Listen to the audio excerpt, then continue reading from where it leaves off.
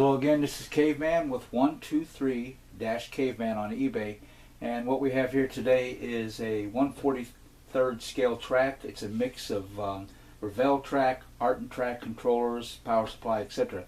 All of it's new, just as it's shown. Everything that's on the table pretty much is included except for some of the cars that I will remove before the video is over. Anyway, I want to start right off with, I found this selected car, and it's MG 1964 MG, and it's 1/32 scale.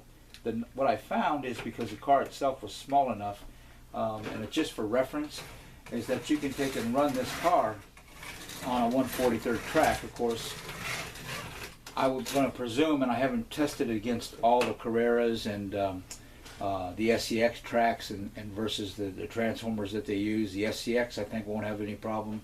The Carrera I do believe is going to have a little bit of problem as far as taking and pushing the car, but as far as the 1/43 scale Carrera go.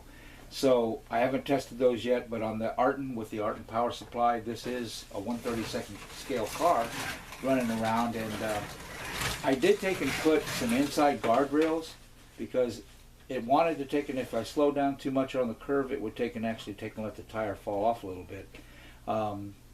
But on the most part, if you was rolling it fairly quick, it didn't take and bother at all. So I put these guardrails up for the illustration, but they're also going to come with the track. So even if you already have a 1/43 scale Artin track, the unique thing about this car is that you can take and get 1/32 scale parts, 1/32 scale motors, and drive and run it like a 1/32 car, because that's exactly what it is. The Artin transformer, at least on this track, as far as everything that I'm seeing today, has zero problems in running this car, and running it pretty quick. So it's to each their own. Now I'm going to put this Mustang down here, which is a little bit wider. Okay, so I just want to make sure that people understand that a regular 1/32 scale car on your average size is not going to work on the track, not going to work well at least. So it's going to take and bump guardrails and things like that as it goes around and get locked up, just take it as it did. So that's exactly why you can't take and run the 1/32 scale cars on the track. So that's one of them. If it was straight away, you could actually take and do it. Of course, if it fishtailed, it would probably come off the track. And two cars sitting side by side, if they were going straight, the only way they could pass it would be to take and actually run into the other, which would take and cause a problem. So this track is not designed for 1/32 scale cars, all right? But there are a few that you can take and run on the track, like this MG made by Selectric. The key is the width, and I do believe this is 1 3/4 inches wide. So you know, you can take that information and use it. You can purchase a couple of these cars and then run them on your 1/43 scale track. So just wanted to take and prove that to y'all. Otherwise, the cars that come with it are 2 Mustangs and 2 Corvettes, a black and a red one, and the standard Artin cars, which are these here, the same chassis. So when you run the car around, you know, I'm not showing it or anything, but you know,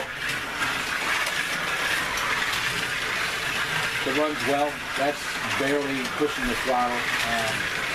The lights on them will work and things like that. And again, the transformer is a 1/43 scale Artin transformer, so it's not designed to take and run the bigger cars, but it has enough amps to it to where it can take and run them. It does an okay job doing that. It's kind of amazing. But the thing is that the cars that you're going to get are going to be what's shown right here.